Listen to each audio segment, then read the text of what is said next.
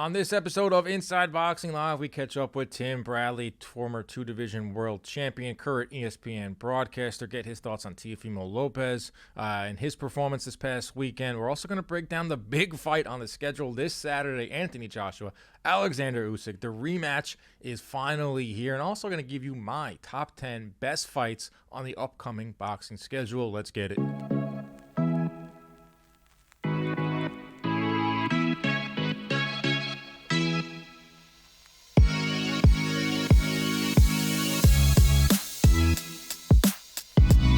What is up, everybody? Welcome into another edition of Inside Boxing Live, presented by John Boy Media. I am your host, Dan Canelo. I thank you every single week for joining me here on the podcast. Got a fun one planned today. Tim Bradley is here. He was our interview this week. We're going to talk about Teofimo. We're going to talk about this Joshua Usyk rematch because the big fight is finally here. I told you for the last couple of weeks it was a little slow in the boxing world after a frantic 3 or 4 weeks there, or I would say even longer, from April to about June, and now business picks up in a big way. Some big fights on the horizon, and it starts off this Saturday over in Saudi Arabia. Oleksandr Usyk looking to knock off Anthony Joshua for the second straight time. A lot of big stakes here for Anthony Joshua. He wins, he's probably going to fight Fury next.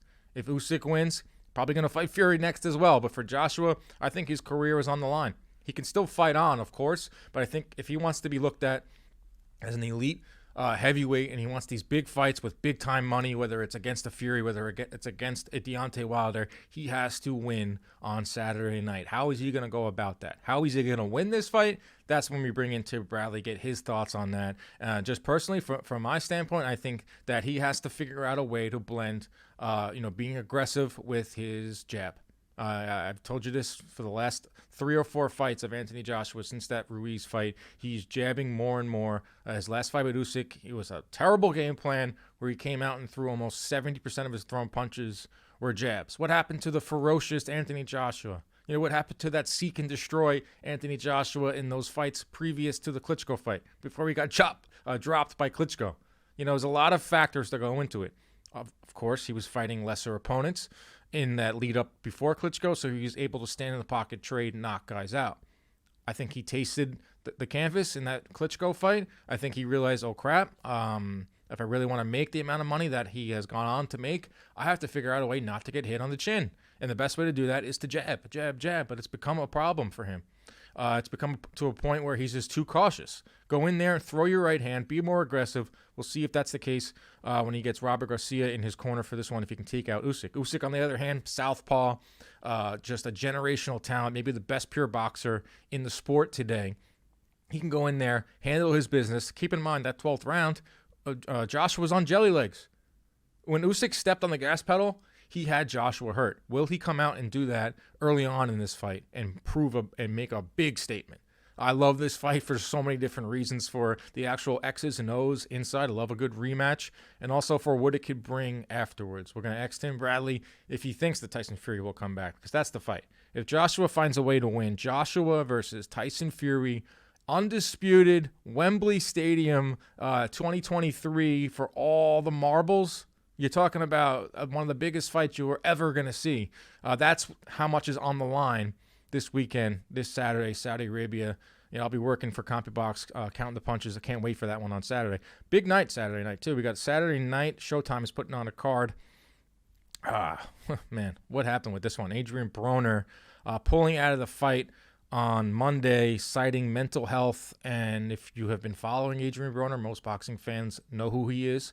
Most non-boxing fans know who he is, because he's always a guy that ends up in the media, TMZ, what have you, a guy that is outspoken, a guy that has very outlandish behavior, someone that we have looked at in the boxing world and kind of laughed it off. You know, that's just AB being AB. You know, Showtime has done, kept giving him second chances. Al Heyman keep giving him chances after chances. I mean, come on, the guy fought Manny Pacquiao. I mean, there wasn't any bigger fight you can give to a guy when Manny Pacquiao was still fighting. And that's the type of attraction Adrien Broner could be. The attraction was becoming bigger than the actual in-ring skills. I thought he lost his last fight to Giovanni Santiago. He was almost outlanded, I think 2-1 in that fight. You know, he just doesn't let his hands go. Not that exciting of a fighter in the ring. Everything leading up to him stepping in the ring, is exciting, I guess, or is, you're curious. But he pulls out of the fight citing mental health. And this is when things went off the rails. Omar Figueroa, his opponent, is someone that has openly struggled with mental health issues, depression, anxiety, has become an outspoken person and an advocate. I think that's great. But once he found out that the fight was off, Figueroa took to Twitter or social media and said things like, basically, show me proof, Broner, that I don't believe you, was what Omar Figueroa said. And to me, that is the one thing you should not say to someone that's suffering mental health issues. That is the thing that all the detractors say. I don't believe you. Show me proof. That's the reason why people don't come out and admit they have problems. I need help. So that part didn't make any sense to me from Omar Figueroa. I understand he's pissed off that he's trying to fight Adrien Broner. He's been trying to fight him since like 2018. I think this when this fight was first trying to be made. But here's Figueroa's. As we all know, my fight against that MF Broner is now off.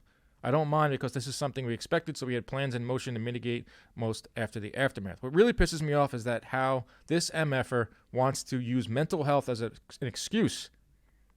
Not saying we don't suffer from mental health issues, as we all can tell you, just don't use it as an excuse now. Please show me proof that you went and sought professional help. That's ridiculous. Broner doesn't have to show anyone proof. He doesn't owe anyone anything. Doesn't owe Figueroa anything, doesn't owe Showtime, doesn't owe you, the fans at home, doesn't owe anyone besides himself. So that part about it I didn't really like. What I do like is Showtime having a backup plan and bringing in Sergey Lipinets to fight Omar Figueroa, which I think is a way better fight on paper. I actually love that fight a lot. But that Saturday night over on Showtime, over on ESPN, you're going to see Emmanuel Navarrete. He's the WBO featherweight champ, fighting Eduardo Baez. Love Navarrete style, fan-friendly. Want to see him in a big fight. When is that going to happen? This past weekend, we saw Teofimo Lopez in action. I thought he looked good, not great. I can't really put my finger on what Teofimo is right now. A guy that has never been like a fluid type of fighter, throws under 50 punches around, has game-changing power, maybe fell in love a little bit too much with that power. One fight in 22 months. Only sparred 15 rounds for an entire camp? That's just bizarre to me. So we'll get Tim Bradley's thoughts on Teofimo, what his ceiling is at 140, some of these guys that are circling in the water for Teofimo, guys like Arnold Barboza, Regis Prograis, Cepeda, Josh Taylor. I was surprised. I put out a video after the fight, would you favor Teofimo over those top guys? And obviously, I probably wouldn't favor him over Josh Taylor. I would maybe favor him over Prograis, Cepeda, and Ramirez, but it was a resounding no. People did not think much of Teofimo's performance on Saturday night, but that's just boxing fans in general. That's just the culture. It's what have you done for me lately? And lately from Teofimo has been a lot of delusion coming from his camp. Not a lot of fights, a lot of talk, even afterwards saying that he has an ESPN pay-per-view lined up in December. Haven't heard anything from Top Rank to confirm that. Dan Rayfield did some good reporting and showed that UFC actually has a pay-per-view that night. And from what I've seen is that ESPN and Top Rank and UFC don't put pay-per-views up against each other. I do know that Teofimo has a new three-fight deal with Top Rank, and one of those fights calls for a pay-per-view. Doesn't mean it has to be next. There's only X amount of pay-per-view level fights for Teofimo right now. One of them would be Josh Taylor, and I think that he is caught up with Jack Catterall. I also don't believe Josh Taylor can enter the United States because of his connections with Daniel Kinahan and MTK. Cepeda is fighting Prograis next, so you can knock those two out. Ramirez is getting married because he was supposed to fight Cepeda. So all those top guys are all out. That leaves Arnold Barboza, who was in attendance, who's been calling out Teofimo nonstop. That fight, December 10th, Heisman night, put on regular ESPN, huge. It would be a great night of boxing. Put Xander Zayas on the card too, who I think is an awesome talent, who also fought this past Saturday. Then we got something going there. But that is what's going on in the boxing world right now. We're all gearing up for probably it's what's going to set off the second half of boxing. The fourth quarter of 2022 is this Joshua and Usyk fight, and it had me looking ahead to the remaining boxing schedule. I put together my top 10 fights on the remaining boxing schedule. Now, there are some disclaimers here.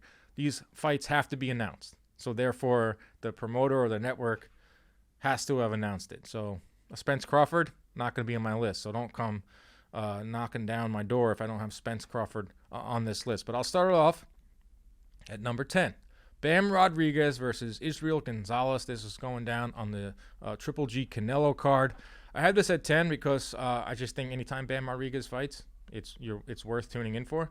He is one of the best young fighters in the game. I think he's on his way to being the 2022 Fighter of the Year. Israel Gonzalez is someone that fought Roman Gonzalez, Chocolatito. They threw a shit ton of punches.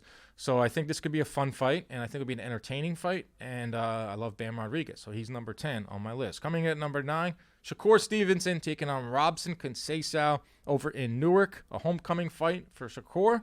September 23rd on regular ESPN. Love this. A Friday night fight. Stevenson, I believe, is on a rocket ship to the top. He's going to be the number 1 pound-for-pound fighter in the next 18 to 24 months, if not sooner. He's on a great trajectory right now, fighting guys like Jamel Herring, fighting guys like Oscar Valdez, has wins over Joet Gonzalez, has wins over Pitbull Cruz, and now you add Conceição, who arguably beat Valdez. Stevenson is, he was putting together a resume at age 23, 24 years old, that is very impressive. So that's a fun fight over on ESPN on September 23rd. That's Stevenson and Conceição coming in at 9. Number 8, heavyweights. Andy Ruiz and Luis Ortiz, September 4th, a Sunday night Fox pay-per-view. Really like this fight. Whether you don't like it, the fact that it's on pay-per-view, whatever. There are a ton of pay-per-views on the schedule coming up, unfortunately, if you're not someone that likes to throw down for pay-per-views in the upcoming schedule. But I do like this fight on paper as a pure boxing match. Ruiz wants to get those big fights again. Ruiz wins, he's going to fight Deontay Wilder. That's just my opinion, and I just think that's what the PBC has wanted for a really long time. Luis Ortiz stands in the way, a guy that beat Charles Martin in his last fight. Very vulnerable, but also has a lot of power. Love this fight. Should be a fun one over on Fox pay-per-view. That is on September 4th. That comes in at number 8. Number 7, Joseph Diaz versus William Cepeda. This fight came out of nowhere. Jojo Diaz will fight anyone, whether it's Devin Haney. You just go down the list. Fortuna. This fight's going down November 5th on regular DAZN. This is a perfect Southern California regular subscription DAZN fight. Love it. That's coming in at number 7. Number 6 is a fight that just got announced last week, and it set the British boxing Twitter abuzz. Chris Eubank Jr. and Conor Benn, born rivals. October 8th, DAZN pay-per-view over in the UK. I don't know if it's going to be on regular DAZN here. I love this fight. Eubank Jr. coming down from 160 to fight at 157 catchweight. Conor Benn coming up from 147. Conor Benn has a really heavy punch, a little, I would say, rugged, or really hasn't really been polished. Can't get any of these big names at 147 in the ring with him. I think it makes sense from that standpoint. Neither guy is close to getting a champ in their weight class. Eubank Jr., he ain't getting anyone at 160. 160 is a freaking mess right now. Conor Benn's not getting Thurman. He's not getting Spence. He's not getting Crawford. He's not going to fight Boots. He's not going to fight Virgil Ortiz. So these two match made in heaven. Throw in the fact their fathers had one of the biggest rivalries in the history of British boxing. This is like Eddie Hearn's printing money. Eubank Jr. and his promoter, they're printing money. O2 Arena's going to be buzzing on October 8th. That's number 6. Number 5, we're into our top 5. Joe Joyce and Joseph Parker, September 24th, BT Sport, a fight between two top 10 heavyweights. Joe Joyce, I think, is so underrated. I want to see Joyce in there with some of these top names. Kind of fights like George Foreman, slow, methodical, doesn't always look great, gets hit a lot, but somehow wins every fight that he's in. And Joseph Parker has fought everybody. He's a solid fighter. I love this fight, evenly matched, what heavyweight boxing should be all about. All right, number 4, Michaela Mayer and Alicia Baumgartner. This is going down September 10th. Regular ESPN Plus. They don't like each other. Genuine hate between these two. Mayer, I think, is the better boxer all around. Throws a lot of punches. Then you got Alicia Baumgartner, who is the knockout artist, who stopped Terry Harper flat, stopped her in her tracks for 3 belts at 130. Love this fight as the co-main event to my 3rd favorite fight on the upcoming schedule, which is Clarissa Shields and Savannah Marshall. Talk about bad blood. Clarissa Shields has 0 losses as a pro. In fact, has not lost since the Olympic trials. You know who she lost to? Savannah Marshall. Savannah Marshall has knockout power. She's actually the favorite in this fight, which I find pretty odd. I think I'm going to throw a lot of money on Shields to win this one. That is the main event over on September 10th on ESPN+. Claressa Shields, arguably the best woman boxer of all time if you tie in her 2 Olympic gold medals. The fact that she did lose to Marshall when she was like 17. The build-up for this fight has gotten contentious. I think Shields says a lot of things that rub boxing fans the wrong way, but it's a huge fight overseas. This is a fight between Shields and Marshall Meyer Baumgartner. This card I thought could be on its own. I was a little upset that it was on. They were putting it together and they were putting it in the UK, but it makes sense now. This is a big celebration for women's boxing. Probably the best year in the history of women's boxing. If you put Shields, Marshall, Meyer Baumgartner, what we saw from Taylor and Serrano. So that's my number 3 fight. All right, getting into the top 2 fights on the remaining schedule. I think you know what they are. Number 2, Canelo Alvarez, Gennady Golovkin 3 goes down September 17th on regular DAZN pay-per-view. Not regular DAZN, but DAZN pay-per-view. I know that's upset a lot of people, but I like this fight. I know a lot of people don't. A lot of people say, I don't want to see this. There's no reason we need to see a third fight. The last time they fought was 5 years ago. Canelo's going to walk through Triple G. Really? Gennady Golovkin has never been knocked down, let alone knocked out. This fight's at 168 pounds. Triple G is close to 40 years old, doesn't have to boil down to 160 anymore, has 8 extra pounds to work with, still hits hard. Does he get hit a lot? Yes. Is he susceptible to the body? Yes. What does Canelo do very well? Throws to the body. Will he stop him? I'd be very impressed if Canelo stops Triple G. Will I be shocked if Golovkin beats Canelo? Yes. Because if he does so, Canelo's career is in a tailspin. 2 straight losses to Bivol and now Golovkin. Golovkin is now the undisputed 168-pound champ. There's so many storylines in this fight. I also think it's going to be a fun fight. Triple G gave Canelo the 2 hardest fights of his life, the toughest 24 rounds of his life. Will it be the case on September 17th? That's my number 2 favorite fight. Number 1, drum roll, please. Here we go. It's the fight this weekend. Saturday on DAZN. Oleksandr Usyk, Anthony Joshua, heavyweight title on the line. So much on the line in this fight. Usyk wins again. He probably goes on to fight Fury. He's looked at as probably number 1 pound for pound. And his legend just continues to grow. A guy that fights on the road. A guy that fights for his country in Ukraine. A guy that is feel. I am very feel. You've seen everything from Usyk. Fan favorite. Everyone loves him. Then you got Joshua, who everyone likes to figure out what's going on inside of his brain. Everything from the neck up with Joshua is, can he fight big? Is he tough enough to be the heavyweight champion? Can he push around Usyk like he should be as the bigger man? Will he throw power shots? Will he return back to that guy he was before Klitschko when he was knocking everybody out? Because if Joshua wins, sky's the limit. This is a guy that's made like $300 million in his career already. And now if he wins this fight, he's in the driver's seat once again. Be a heavyweight champion once again. Was that 3-time heavyweight champion? And he will have a massive fight on the horizon with Tyson Fury. Biggest fight you could possibly make in boxing world. So that's what's on the line in this fight. And also, going to be a great fight. X's and O's. I love the fight. Southpaw Usyk. Shifty. Versus the come forward, what should be come forward, Joshua, who is in between styles right now. New trainer. God, I love this fight. I love this schedule. And let's keep in mind that there are a lot of fights that have been ordered or rumored that have not been announced yet. Obviously, Spence Crawford. Haney Kambosos is a formality sometime in October or November. Catterall versus Josh Taylor. Lee Wood versus Leo Santa Cruz. Regis Prograis versus Cepeda. Bivol versus Zurdo. Those are all fights that are coming down the pipeline. Not to mention Pedraza versus Comey. Figueroa versus Lipinets, which is this weekend. A lot of good fights coming. That's my top 10. If you have a problem with it, tweet me at Dan Canobio. Let's get to our guest, because I'm very tired from talking. Here he is, Tim Bradley. All right, let's bring in our guest this week here on Inside Boxing Live. He is a former 2-division world champion, Tim Desert Storm Bradley, current ESPN broadcaster, the Charles Barkley of boxing, except he has a ring. He won a championship. He's liable to say anything. He's the best podcast guest in the game. Tim Bradley. How are you, my friend? What's up, man? How you doing, bro? I'm doing What a good. hell of an intro. Yeah, I know. I try to come up with something different every time. You're almost like a regular here on the show, so I got to come up with something. Even though I've called you the Barkley of boxing, I mean that's a compliment. I mean you just tell it like it is. I think it's refreshing. Yeah. It's fun. I enjoy what I do, man. It'll get you in trouble sometimes, though. You know, fighters are very thin-skinned. You're a Consistent. former fighter. You ever have a fighter come up to you or a promoter or a manager like, "Hey, why did you say that?"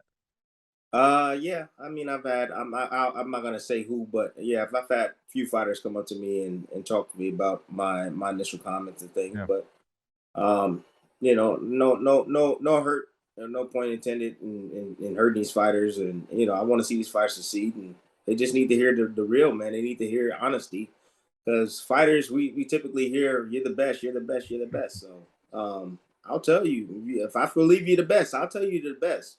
But if I believe that you need some stuff to work on, you got some stuff to work on before you go to the next level, I'll be honest with you. Yeah, you So need that. You need that along the way. refreshing for them, man. It's Yeah. refreshing. It's different. Yeah, So absolutely. It's talking about someone that, maybe has been told that they are the best, they are the best, they were the best. It's Teofimo Lopez. Just saw him this past weekend, back for the first time since that Cambosos loss. I thought he looked good. I thought he looked he settled in, hadn't what was it, one fight in 22 months. There was going to be a little bit of rust. That loss took a lot out of him in a lot of different ways. How would you rate that performance from Teofimo Lopez? well, I mean, I can just tell you this. I thought it was a great performance. He got the knockout, like I expect him to get the knockout. He showed that he showed, like, in different spots, that he's special. He really did, man. The movement that he used, he showed some good defense in spots. The power, the accuracy. He has it, man. He really does. But I think, honestly, man, I would say he was 80%. Mm-hmm. I can see him pacing himself, his demeanor. I was looking at his facial expressions. Every now and then he'll glance over at me. I'll glance at him, and I'll either smile, or I'll just have just a little frown on my face, like, okay, I see what you're doing. But you can see him pacing himself throughout the fight. And there's two types of shape. So you got your American boy type of shape, where you go to the gym daily, you work out, you do your cardio, and you might hit some hand mitts. And then there's elite boxing shape, where you're doing all of those things, plus you're sparring. You're doing exactly what you're supposed to do, what you do at the end of the night, at the end of the day. That's what you do. So, I think the 2 weeks of sparring is the reason why Teo was pacing himself. After about 4 rounds, I could see him with his mouth open. And I could see him thinking, like, damn, this kid keeps coming. He's coming stronger and stronger. I have to keep it together. I'm going to have to keep it together. But I would say, if he was to spar a lot more, I would say, being out of the ring for 22 months, bro, like, you gotta at least put in 100 rounds of sparring. Yeah, I At was surprised least. by that, Tim. I was really surprised by the 15 rounds. It's like, it's always something with Teofimo. You're like, he takes one step forward, but then he'll go and you hear something like, he's only sparred 15 rounds. Like, it's very Yeah. shocking to me. It's like, and also you saying him not being in 80% by your estimation, or mouth open in the fourth round. One fight in 22 months, you would think, he would be in top shape. What's the reasoning for the 15 rounds of sparring? What's the reasoning for maybe not being at 100%, like you said, elite level, wind? I don't know.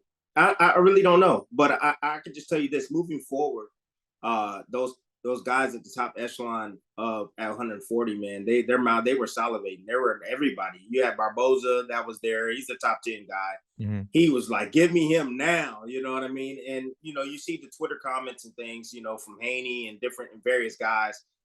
They're saying, man, he's dog food. He's dog food. He don't belong at 140. I wouldn't say that. I can't say that he don't belong at 140, but I can just tell you, from just this performance and what they saw, I saw it. Although I thought it was a good performance, like you said, Mm-hmm. coming back off it so long, but I know why he looked the way he looked is because of the 2 weeks of sparring. Yes, he looked sharp in spots. Yes, he paced himself. Yes, he got the knockout. So there is some good to what he done, but I think he could have looked even better if he would at least had maybe a week or another 2 weeks of sparring, more sparring for this fight, and he probably would have knocked the guy out a lot sooner. Yeah, it's interesting. It really is. If you think about the time he's had off, a lot of guys were salivating. Barboza's calling him out. You're looking at some of these other guys that could sit. Prograis was very vocal on Twitter as well. So basically, what you're saying that there's another level for Teofimo. There's because I was like, what is Teofimo Lopez ceiling at 140 in your opinion?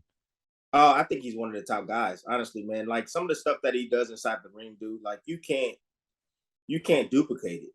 Mm-hmm. Like his movements, how quick he is on the trigger, his power, his speed, his accuracy. Like he didn't even use his jab enough, like He and I did know jab why. more than he did. I didn't mean to cut you off. He did jab more than I've seen in the past, though. He was jabbing to the body. It wasn't like a power jab, but he's not a jabber. He lands maybe 3 around, maybe 2 around on average. He did jab a little more, and I don't know if it was you or Andre who said on telecast, I wish he would jab even more. If he would have jabbed a lot more, he would have been able to keep this guy at bay, and he could have been able to disguise his power, because when he did eventually land, he actually threw a power shot first, and then he threw like a vertical, almost like a vertical jab up the middle where he had the thumb up and caught him right on the button. It was like almost like an uppercut. Mm-hmm. Some may even call it a swivel jab, but over time I could see like each round, I could just see like his the ring rust was starting to come off. Yep. Compa was starting to slow down a bit. He was getting gassed himself, because he was coming. He was bringing that pressure, man, and he was throwing a ton of punches. And I knew sooner or later, he was going to wear down. And once he slowed down, just like maybe 1 or 2% less than what he's, I knew Teo, just the talent. Yeah. Cream always rises to the top. I knew the talent was going to come forward. And once that adrenaline got going, bro, there's no stopping. There's no stopping Teofimo Lopez. He looks like a special fighter. So right. 140, the top, give him one more fight. I wouldn't mind seeing a fight Barboza. Barboza's he's a really good test for him. A really good test for him. Barboza, he beat Barboza, then I would say, you know what? Bring in those top guys right now. Yeah, there's a lot of talk afterwards. Teofimo will say, "Oh, my next fight's going to be on pay-per-view." It doesn't, that's not really going to be the case for most. I mean, he got his own plans. Right, he's always had his own plan. More so since the Lomachenko win, he's gone his own plan. I don't know who's in his ear. That's another story for another day. But a lot of talk was, if it's going to be the December 10th pay-per-view, it's got to be Ryan Garcia. It's got to be, Josh Taylor. Those guys have come with different issues in making those fights. December 10th on regular ESPN versus Arnold Barboza makes a lot of sense, because if you take a look around at some of the guys like Cepeda and, the top, Cepeda's fighting, I don't know why I'm drawing a blank. Cepeda's fighting Prograis. Ramirez is supposed to get the winner. Taylor's supposed to fight Catterall. I mean, those top 5 guys are all gone. So a fighter like Barboza, or maybe even a softer touch, I would not be shocked if that's next for Teofimo. Nah, Barboza, man. Yeah. Barboza. Barboza's the guy, man. He's the perfect guy. He's not like a huge puncher. He's busy. He can box and he can fight a little bit. And he will expose himself as too. He will expose himself too. So, like, even in his last fight, like, he showed Barboza. Mm-hmm. He showed a lot of determination, a ton of will to win. He showed a lot of craft in there. At the end, he could have boxed. He just could have just sat back and boxed. He could have just easily won the fight. But, man, he chose to stand there and trade with this guy. He ended up getting caught. He ended up getting hurt late in the fight. And I think that stylistically, I think it's a great fight for Teo, to be honest with you. Look, Barboza fought a counterpuncher his last fight. You got to understand that. He fought a counterpuncher, a guy that was waiting on him and was timing him. Teo's that guy, too. Teo is a great counterpuncher. That's what Teo does. Yeah. And he can punch with both hands, and he's a lot quicker than that guy, So I would honestly, if they were to fight, I would honestly, and I know Barboza's he's my dark horse in the division, but I think his style is tailor-made for a guy like Teofimo Lopez. Yeah. I would pick Teo to beat Barboza, and I would put that on record, on wax, that he would beat him, because Teo would know that he got to be 100% ready, because this guy has been calling him out for the last year or so. This guy waited months months before even having a fight, trying to get a fight with Teofimo Lopez. So Barboza, he might see something, but when you get in that ring, man, it's a different story sometimes, bro. Yeah, a lot of talk with Teofimo, putting a button on this Teofimo talk is, his mental, what's going on with him mentally. He's a very emotional guy, even more so in the last 18 months, I would say. You spent a lot of time with him last week, fighter meetings, maybe afterwards, leading up to the fight. Where did you see him mentally, and where do you see him going forward? Because that's such a big aspect of this game. Well, I mean, right now he has a big circle now around him. So it's no longer a small circle. He has a plethora of people that's around him. He has like 18 people, I would say, in his in the fighter meetings, just hanging around. Some fighters, they need that. Teo seems to be a guy like doesn't want to be alone, you know. And having people around you, they keep your mind occupied, keep you off the negativity, and keep things positive for you. I don't know how it's gonna help him in the future, to be honest with you, but you need what you need. Every fighter's different. Everybody processes things differently. I wasn't the guy that needed somebody to tell me how great I was. I knew I was great, internally, but a lot of guys that need more people around them, bro. Like they're trying to what I say, what do I want to say? How do I want to say it? He's looking Their for the positive insecurities. Their reinforcement. Yeah, insecurities. exactly. They're insecure in a way. They are. They're Right. insecure in a way. And I like Teo, man. I like Teo a lot. But he's doing what he needs to do right now to have his psyche right. So having those people around, it's a good thing for him. But we'll see if it's a bad thing later. I hope those people are real. To be honest with you, I hope they're real, and he believes that they are. So more power to him. But we'll see. We'll see how his journey continues It's coming, with man. the big huge entourage. I remember he walked into the studio 2018, my first interview with him, and he was basically just a kid, didn't have an entourage at all. Had no, it was just him and his dad, or him and Evan Korn walked in. That was it.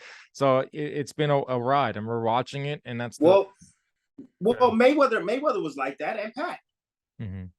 Mayweather was like that in Pac. Mayweather used to pay a ton of people to come hang out with him. And Pacquiao.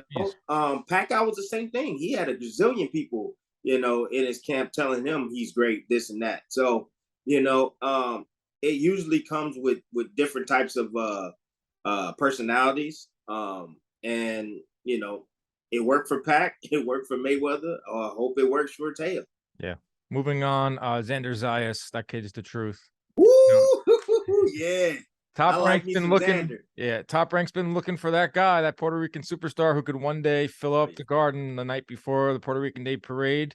I think it's Zayas more than Berlanga. That's not really even a hot take at this point. I think Zayas is the truth. The thing is 19, but this kid can punch with both hands. His timing is impeccable. Power, he's starting to grow into it. He's only 19. I mean, this kid right here is wowing a lot of people. The sky's the limit for him, man. He's a likable kid too, and he like resonates through the camera, like looking at him and his energy and his smile and the way he speaks after a fight, man, the way he performs inside the ring. He's a total package. He truly is, and he lives the life, man, of a fighter. So he's fully dedicated to the sport of boxing. I don't know if you saw that video that was going around of him when he was upset about his fight, got his cancellation and stuff like that.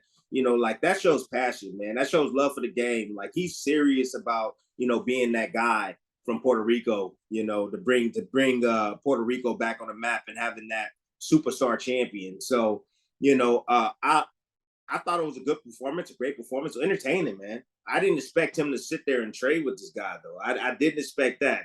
This is a guy that had experience, and he had 15 knockouts out of 20-something fights. So, like, he can punch, You don't get knockouts unless you can punch. And this young man, he was like, I'm going to take your best, and I'm going to see if you can take my best. Having that type of mentality is a good thing, but it also could be a bad thing because, he can get caught in between with, as he's punching and can get hurt, But, I mean, I like it. I like he's tenacious, and that's what we want to see. We want to be entertained as fight fans and as analysts.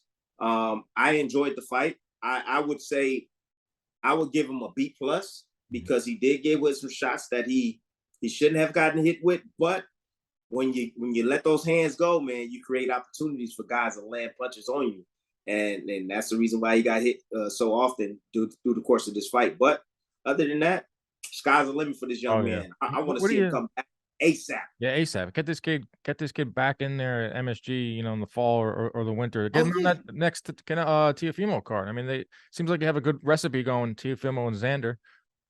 I think Xander needs a he needs a homecoming. I think he needs to go to Puerto Rico, and nice. He needs to I think sell you just out. Go. You just want to go to Puerto Rico. That's what you dang right. I want to go to Puerto Rico. I used to go all back in the day. Obviously, my dad, the CompuBox, Trinidad. I went to Trinidad's first fight after he beat De La Hoya in '99. Wow. And yeah, I mean, talk about a territory or land that just loves boxing, and they really want that. And not only does Top Rank want to fill up, that MSG on that date, that Cotto did for years and Trinidad did for years, but this guy can really revitalize Puerto Rican boxing, and they need it.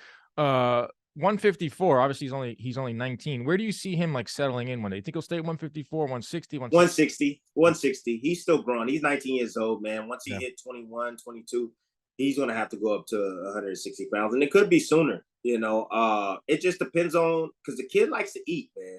He likes to eat. And I asked him, where you be at? You be in the 180s or, and he wouldn't tell me, but I see him sometimes in between fights and he blows up quite a bit. When you're 19, you can get that off quick. Man, I know. And that's the thing. That's the thing. Yeah, you get it off quick, but then when it comes a point where you don't get it off quick, then that's when it becomes a problem. Right. So if you know how to maintain it now, it's all about creating good habits. Mm-hmm. So if you stay 7 to 10 pounds, 12 pounds, before you in front of your weight class, then you're fine. But when you start getting 20, 25, man, that takes a toll on your body. And you're just losing your career. I don't care how old you are. Your whole camp is just losing weight. You don't want to do that.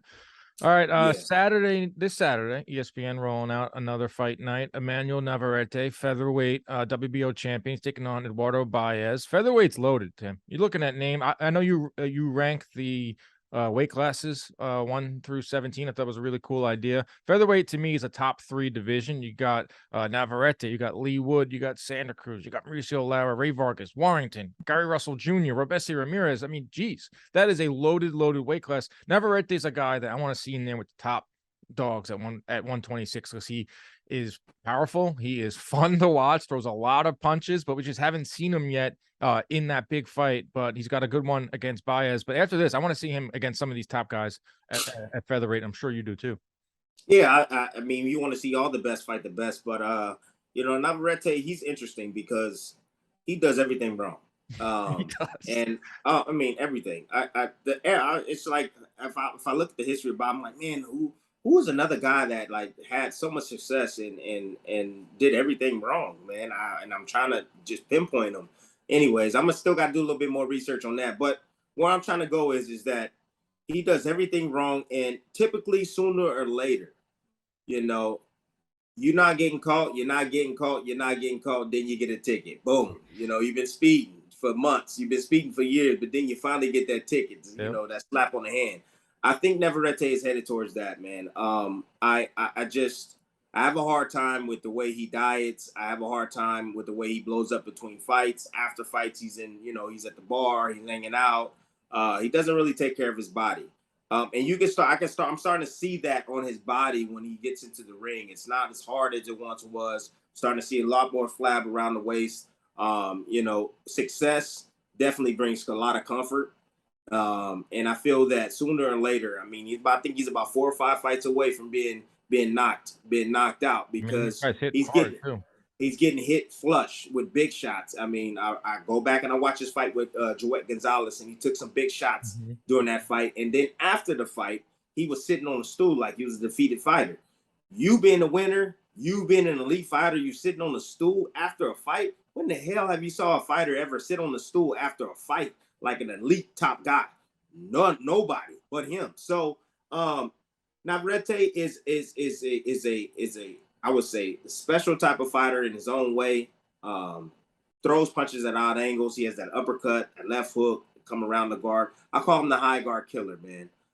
Baez likes to put the high guard. He leans forward. He's available for the uppercut. He's available for the left hook, the right hook.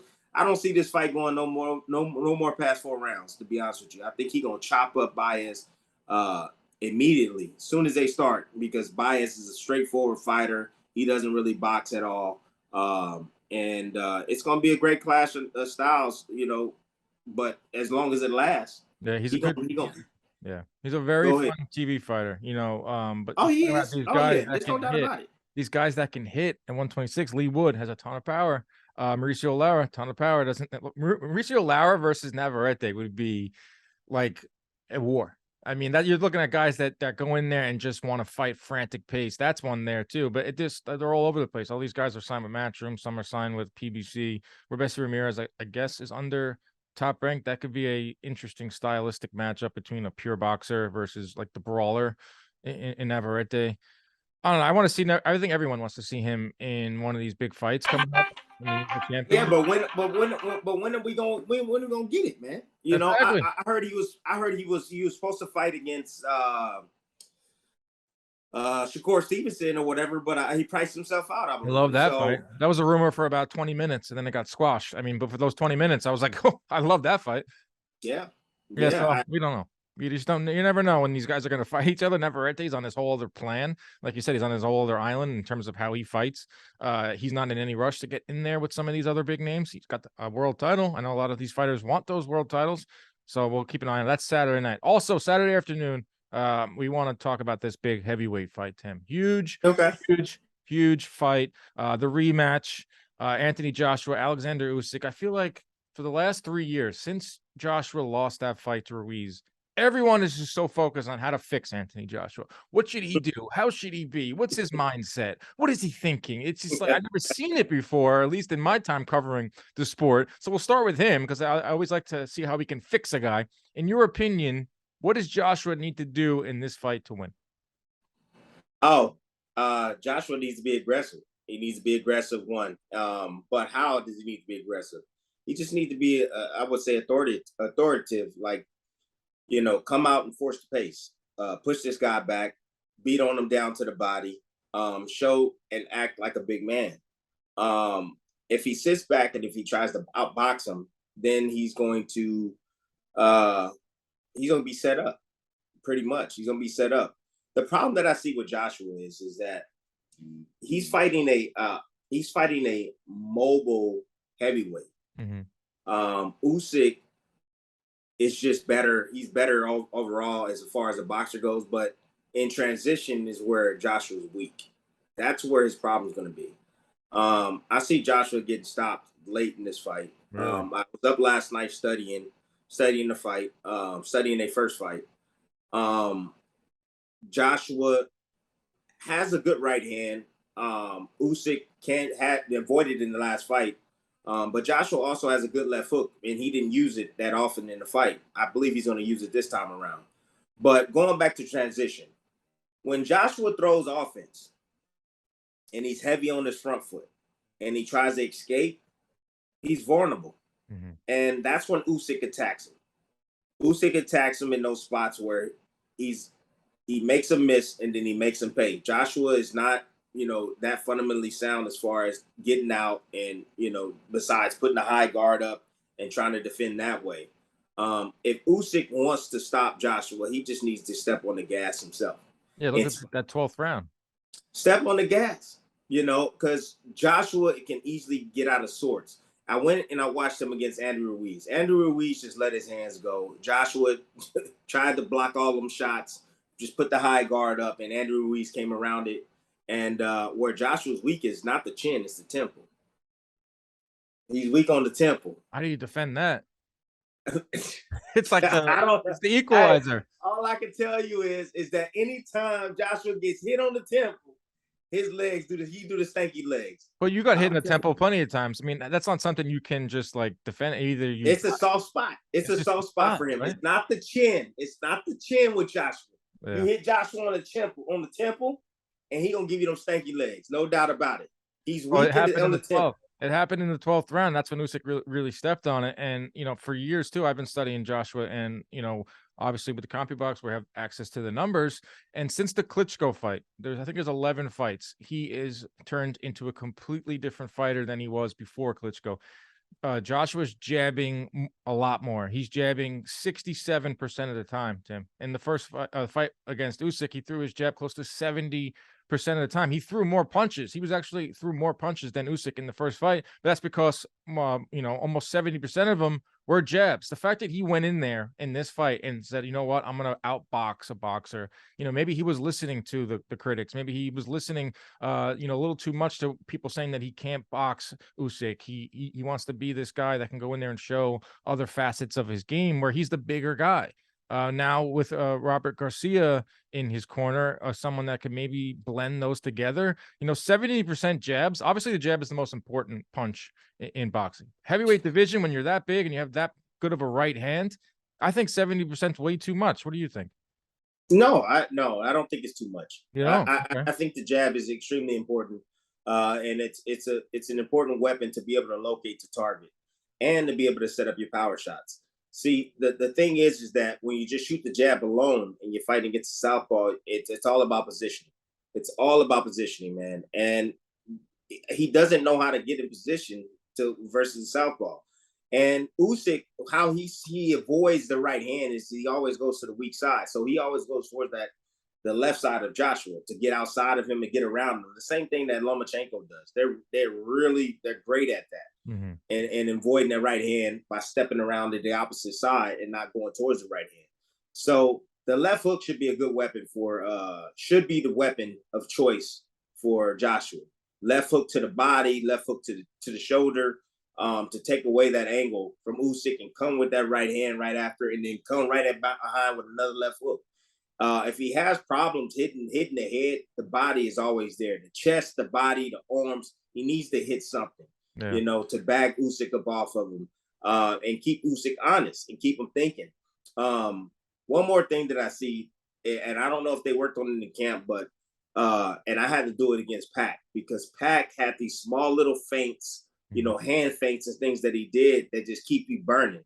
Honestly, it's almost like you're sitting in the driveway just revving the car. He keeps you idle. You're tense. Wow. Joshua got to be ready for that. All the hand feints and in and out movement that Usyk does, it's all to get you out of position, and it's all to burn you mentally, and they basically make you hesitate a lot of the times in what you're doing. He needs to be ready for that, man. That's excellent. That's really he has to be ready for that. And how you get ready for that is just always being set.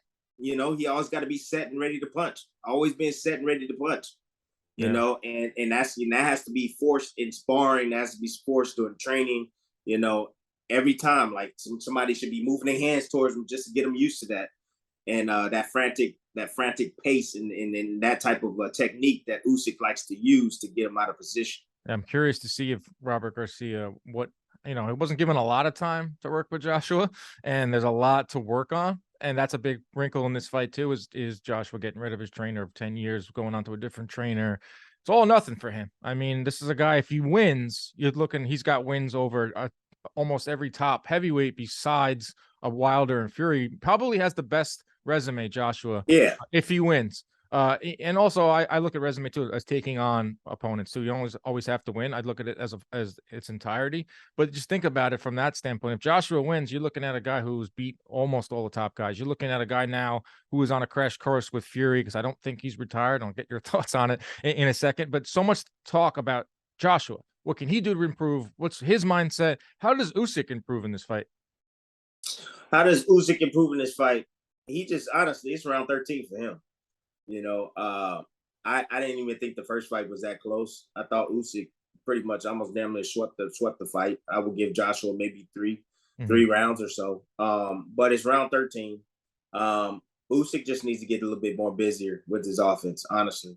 He has to the way you beat Joshua is you beat him in transition, and when you have him bagged up and out of position, you got to dominate him. You have to dominate him. And then occasionally he'll swing a wild shot. You got to be ready for it, and then get back on his behind, because he's not that great defensively. He's not great defensively. He's big, so the target is a lot bigger for Usyk. And go up and down. I noticed that when he went up and down with his offense, it confused the hell out of Joshua. God, Joshua had no clue where the punches were coming from. Just don't focus on the straight left hand upstairs, because that's Usyk bread and butter, that straight left hand down the middle. Yeah. Man, work them shots up and down, and confuse the hell out of Joshua. I think Usyk, he's a headhunter, Tim, and I think he doesn't really go to the body, Usyk, and I don't know if that's like something they teach in Eastern Europe or, that amateur style. And also, I think that obviously you just talk about that temple shot. Joshua's so susceptible to those headshots that left hook. Yeah, Usyk's gonna just keep going to the head. He's not gonna go to the body, but if you mix it in, and I'm looking at the numbers now, he only threw 44 punches around Usyk, but he did land 43% of. He was very accurate. So if he's extremely accurate. If he steps on the gas, then it could be, like you said, an early night for Usyk. But it has to be later. You got to let Joshua wear down a bit. He can't just step on the gas in the beginning. You got to let him wear down a bit, but just get a little bit more. I would say 8, 9, 10. Start pressing on the gas a little bit more and really pushing this pace, because I think Joshua's going to come out more aggressive than we seen him in the first fight. He's going to come out. He's not going to be waiting. I think Robert knows that he can't outbox this guy, and he has to try to take it to him, in a smart fashion, not reckless, but in a smart fashion, and try to push the pace early and try to get him up out of there. I don't see Joshua winning this fight. I don't see Joshua winning this fight unless he gets a knockout or he really hurts Usyk and put him on the canvas several times and he gets ahead on the scorecards. But I just don't see him winning this fight, man. I think the movement is going to be too much for him. Yeah, I love this fight. I love this fight because if Joshua wins, he's on a crash course with Fury. Usyk wins, he solidifies himself as a generational great. Joshua has to come forward and get him out of there. That makes him susceptible to a knockout shot. I don't think it's going to go to the distance. I think either whoever wins, it's going to be via a knockout. So that's good for fans, good for the heavyweight division. Finally, get some movement in this division. These guys last fought a year ago. Tyson Fury's flirting with retirement. Is Tyson Fury going to fight again, in your opinion? Yeah, he needs boxing. Needs it, right? Needs boxing. That's the sanity. Yeah, that's the sanity, man. To be honest with you, it's just it got to make sense for him, and he has to be in total control. And I think that's at the end of the day. I think that's what it boils down to. Fury definitely is going to fight again. I don't know who it's going to be with, but I wouldn't mind seeing him and Joshua go at it, regardless if Joshua win or not, man. Right. I still think that's one of the biggest fights that I believe that the England or London can never produce. Those two guys are the biggest names out there. I would say the Brits have dominated the heavyweight division within the last, I would say, 10 years or so. Mm-hmm. They've been dominating the heavyweight division.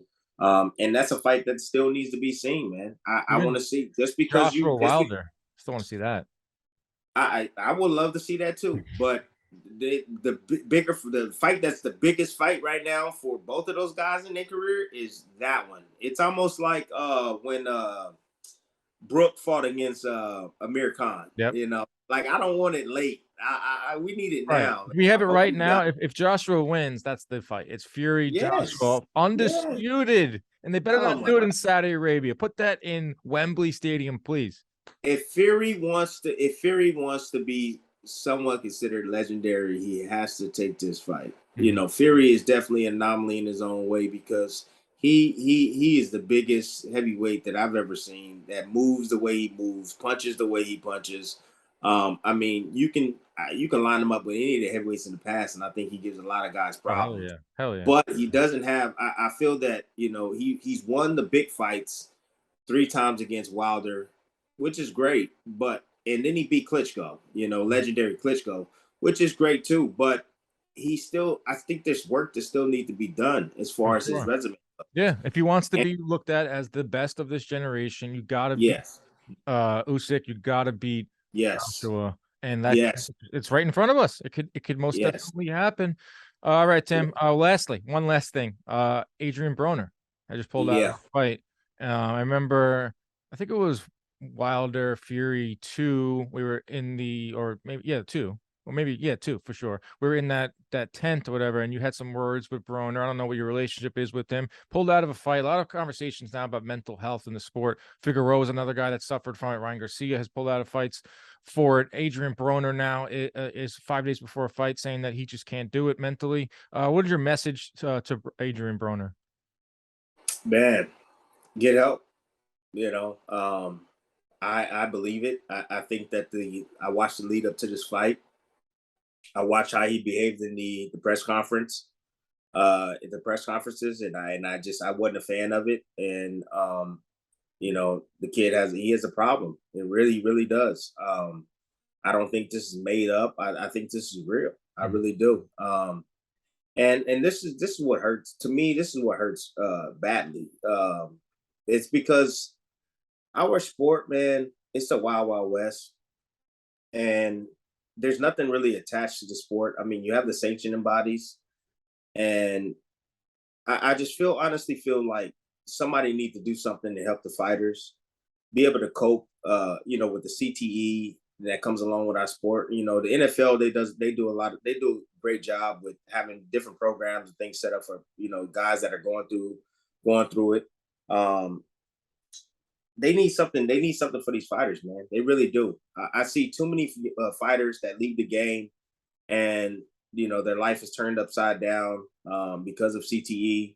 I'm not saying Broner has CTE, but when you get hit upside the head as often as he did in his entire career, it's almost inevitable not to have it. But I'm just saying, I'm not a doctor. I can't diagnose him, but he's under a lot of stress, man. A lot of stress outside of boxing. And if you're not 100% mentally, man, it's hard to step foot in that ring, man. It really is. So I applaud him for stepping away. I really do, because a lot of guys they do it for the wrong reasons. I know money may be an issue, maybe not. I don't know, but him stepping away, I applaud him for that, because he's not 100% at all. And I known that just watching the press conference, man. He is mad at Crying out the for help. entire world. Crying out for help, and he's probably fighting because he needs money. Don't know. You don't know, but you're right. You don't want to. But he's come out and said, I want fights, and I want, I need to be paid. He puts that stuff on Instagram. A lot of it, we look at it as, oh, it's just there's AB being AB. That's just entertainment. A guy that probably doesn't deserve to fight in main events. If you take a look at it, I thought he lost his last fight. Hasn't won a fight in a long time. He was strictly in there because of his name, strictly in there because of his antics, the same antics that now we're looking back on and saying, what, those, that's someone that's not right. So I do applaud him as well. I'll always be someone that it's all right. I always be someone that comes out and applauds these fighters, whether it's Ryan Garcia, whether it's Omar Figueroa, that come forward and say, you know what, I'm not right in the head. And I do wish, I'm glad you said that, Tim. I do wish there was more help for these fighters, like the sanction bodies, WBC. They can all have their plans, the IBF, whatever. They can all have their little plans to help these fighters afterwards. But let's be honest, once you're done fighting, you're no longer given the WB. They're not taking that percentage from you. You're nothing. They got nothing to take from you anymore. So who does it come down to? Is it not going to come down to the networks? I don't know who it comes down to. That's the one thing the sport's missing. Like you said, it comes down to you. Comes down to you. It comes down to you. Honestly, when I went through what I went through, it boiled down to me, and I need to change, and that's what Broner needs. He needs to reflect on himself, reflect on his life, and just look at his downfalls. Why why he's in the position he's in, and he needs to make some changes. It's not over for him, to be honest with you. It's not.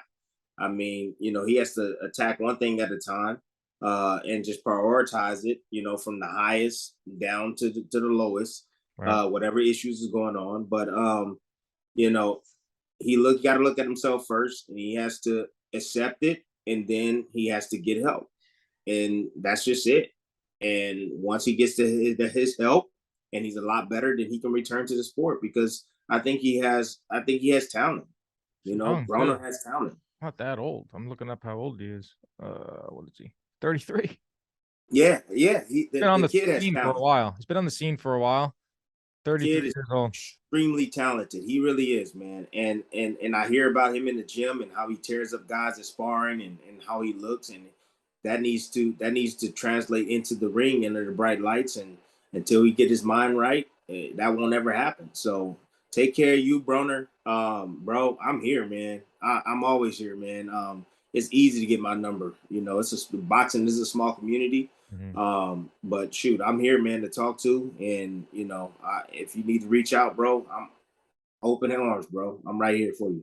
Great stuff, man. I'm probably spend the whole time talking about this aspect of the sport that doesn't really get discussed a lot. So I'm really thankful for those words and your perspective on that. Thankful for your perspective on everything, Tim. You're one of my favorites. Thanks, bro. You know this. Appreciate the time. Good luck to your daughters on that soccer circuit.